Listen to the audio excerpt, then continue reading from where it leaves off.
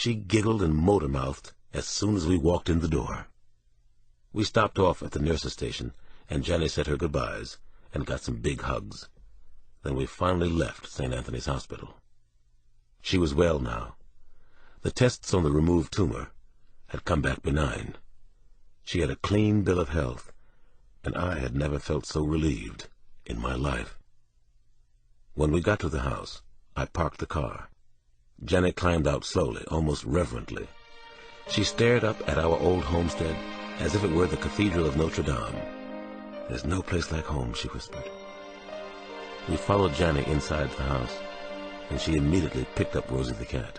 Then she slowly danced with the family cat. "Roses are red and violets are blue. I am so happy I'm home. I love all of you." I went to the FBI field office early the next morning. The floor was buzzing with faxes, phones, personal computers, and energy. It was already pretty clear that Mitchell Brand wasn't our man, and maybe even that he had been set up. Betsy Cavalier had returned from her weekend off. She had a tan, a bright smile, and looked nicely rested. The high-tech FBI war room was still in place, but now 3 of the 4 walls were covered with possible leads. The FBI point of view was that every avenue must be explored. The director had already gone on record that it was the largest manhunt in FBI history. I spent most of the day in a windowless, seemingly airless conference room, watching an endless slideshow, along with several agents and Metro Police detectives. Suspects were continuously shown on the big screen, then discussed, and placed into 3 categories: discard, active, and extremely active. At 6 o'clock that night, Senior Agent Walsh held a meeting that covered the possibility that the crew might strike again soon. Betsy Cavalier arrived late for the briefing. She sat in the back and observed.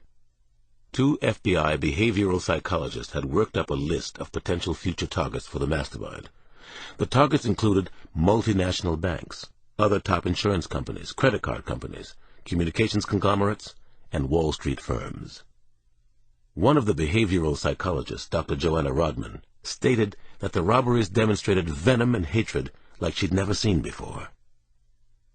Betsy Cavalier came up to me after the briefing ended. "We're going to break for the night. Have a drink with me downstairs, Alex. I want to talk to you. I promise not to babble about the mastermind." I winced. "Betsy, I have to get home tonight. My little girl came back from the hospital yesterday," I told her. "Sorry, I can't believe this has happened twice. I'm not trying to avoid you." She smiled kindly. "I understand, and it's no big deal. I just have this sixth sense that you need somebody to talk to. Go home. I've got plenty to do here. One more thing. A team of us is heading to Hartford tomorrow. We're going to interview employees and former employees at Metro Hartford. You should be part of the group. We leave from Bowling Field at around 8. "I'll be there," I told her. The next morning, I arrived at Bowling Air Force Base in Anacostia at 10 to 8. SAC Cavalier and 3 other agents, including James Walsh, got there promptly at 8. We took off in a Bell helicopter that was shiny black, both official and important-looking. We arrived at the downtown Metro Hartford headquarters at 9:30. I saw 28 people that day. My very last interview turned out to be the most intriguing. It was with a woman named Hildy Rader. I was bored and distracted, but her opening line perked me right up. "I think I met one of the kidnappers. He was here in downtown Hartford. I was as close to him as I am to you right now," she said. I tried not to show too much surprise. "Why didn't you tell anybody before?" I asked her. "I called into the hotline Metro Hartford set up. I talked to a couple of dinglings. This is the first anyone got back to me." "You have my full attention, Hildy," I told her. She was a large woman with a pretty, homey smile. She was 42 years old and had worked as an executive secretary. She no longer was with Metro Hartford, which might have been why no one had interviewed her earlier. "Tell me about the man you met in Hartford, the one you believe might have been involved with the hostage-taking," I asked, after I let her talk. "Is there any money in this for me?" she asked, eyeballing me suspiciously. "The corporation is offering a reward for information that leads to a conviction. She shook her head and laughed. Ha! That sounds like a long, drawn-out affair. I couldn't deny what she'd said. I waited for her to collect her thoughts. I sensed that she was thinking about just how much she wanted to tell me. I met him in Tom Quinn's. That's a local watering hole on Asylum Street, near the Pavilion and the old State House. We talked, and I liked him okay. He was a little too charming, though, which set off my warning alarms. The charming ones are usually trouble. Anyway, we talked for a while, and he seemed to enjoy himself, but nothing came of it, if you know what I mean. He left Quinn's first, actually. Then a couple of nights later, I met him again at Quinn's. Only now, everything's changed. See, the bartender is a very good friend of mine. She told me that this guy had asked her about me before the night I met him. He knew my name. He knew I had worked for Metro. Out of sheer curiosity, I talked to him the second time. You weren't afraid of the man? I asked. Not while I was in Tom Quinn's. They all know me, so I'd get help in a nanosecond if I needed it. I wanted to know what the hell this guy was up to. Then it got pretty clear to me. He wanted to talk about Metro Hartford more than about me. He was clever about it, but he definitely wanted to talk about the executives. Who was the most demanding? Who called the shots? Even got into their families. He asked specifically about Mr. Fincher and Mr. Dooner. Then, just like the other time, he left before I did. I nodded as I finished making a few notes. You never saw him again, never heard from him? Hildy Rader shook her head, and her eyes narrowed. I did hear about him, though. I had stayed good friends with Betsy Beckton. She's one of the assistants to Mr. Dooner, the chairman. He calls the shots at Metro Hartford. I had seen Dooner in action, and I agreed with Hildy. This is interesting, she said to me. Betsy had met a fellow who looked just like my guy from Quinn's, because he was the same guy. He sat down next to her at the coffee bar in the Borders on Main Street. He chatted Betsy up while they sipped expensive cafe mochas, latte, whatever. He wanted to know about, guess what? The executives at Metro Hartford. He was one of the kidnappers, wasn't he? After I finished for the day at the insurance company, I got together to share notes with the others at a nearby Marriott. The breakthrough for day one was Hildy Rader's story that one of the crew members had probably been in Hartford a week before the hostages were taken. Tomorrow morning, we interview both women, Rader and Beckton. Get a composite drawing made from their description. As soon as we have that, we'll show it around corporate headquarters. Also, have the composites we made in D.C. sent up here. See if there's a match, Betsy said. Around 8:30, I left the suite to call Janny and Damon before they went to bed. After I finished, my mind was pretty fried, but I trudged back to finish the work session with the FBI agents. When I knocked, Betsy Cavalier answered the door to her room. It looked like the other agents had gone. She changed into a white tee, a pair of jeans, and she wasn't wearing shoes. Sorry, I had to call home, I apologized. We solved everything while you were gone, she grinned. Actually, everybody was beat. We could try for that drink now if you'd like. You can't have any excuses left. How about the roof bar I've read so much about in the elevator? Sounds good to me, I said. You can show me the city from up there. The bar actually had a perfect view of Hartford and the surrounding countryside. I could see lighted logos for Aetna and Travelers from where we sat, as well as Route 84 snaking northeast toward the Massachusetts Turnpike. Betsy ordered a glass of Cabernet. I had a beer. How was everything at home? She asked as soon as the bartender left with our order. I laughed. I have 2 kids at home now, and they're both terrific. But there is a certain amount of flux and change to our lives. I'm one of 6, she said, the youngest and the most spoiled one. I know all about flux and change in families. She smiled, and I liked seeing her loosen up. You have a favorite, she asked. Of course you do, but don't tell me. I was my father and mother's favorite. Therein lies the recurring problem in my terribly self-involved life story. I continued to smile. What's the problem? I don't see any problem. I thought you were perfect. Betsy looked me in the eye. Overachiever syndrome. Nothing I did was ever good enough. For me, everything had to be perfect. You still live up to your own high ideals? I do, and I don't.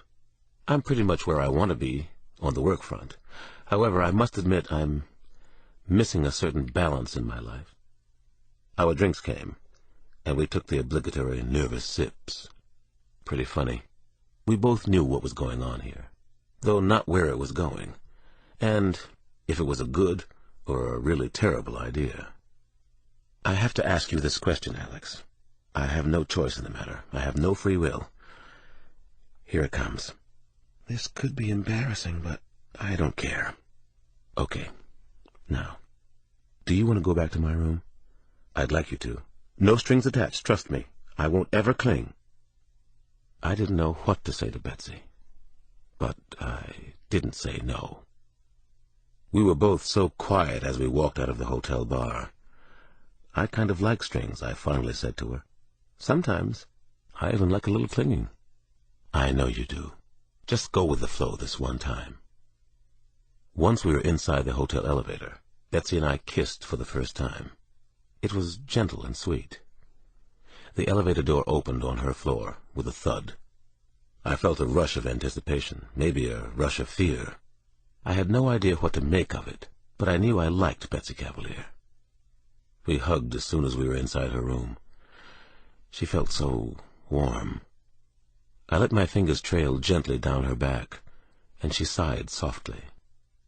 "Betsy," I whispered, "I can't do this. Not yet I can't." "I know," she whispered back. "Just hold me, though. Holding is nice." Betsy and I hugged for a long time, and then I went back to my room, alone. The next day, I worked at the Metro Hartford offices until almost 7. I returned to Washington on the last flight out that night. When I arrived home, it was a few minutes past 11. Bright light illuminated the kitchen windows. The upstairs was dark. I trudged up to bed. I was at the top of the stairs when the phone started to ring. "Damn it!" I cursed and hurried to my room. I picked up before it woke the whole house. "Yeah." "Sorry," I heard a whispering voice. "I'm sorry, Alex." It was Betsy. I was glad to hear her voice. "It's all right." "What's up?" I asked. "Alex, we have a break in the case. It's good news. A 15-year-old girl in Brooklyn made a claim on the insurance company reward. This is being taken very seriously in New York. The girl says her father was one of the men involved in the Metro Hartford job. She knows the others involved, too. Alex, they're New York police detectives. The mastermind is a cop." The mastermind is a cop. If it was true, it made sense out of a whole lot of things. It partly explained how he'd known so much about bank security and about us. At 5:15 in the morning, I met Betsy Cavalier and 4 other FBI agents at Bowling Field. A helicopter was waiting for us. We took off into a thick gray soup that made the ground disappear seconds after we were airborne. Betsy sat in the first row with one of her senior agents, Michael Dodd. She was wearing a light gray suit with a white blouse. She looked serious and official. Agent Dodd handed out folders on the suspected New York City detectives. I read the background material as we flew toward New York. The detectives in question were from Brooklyn.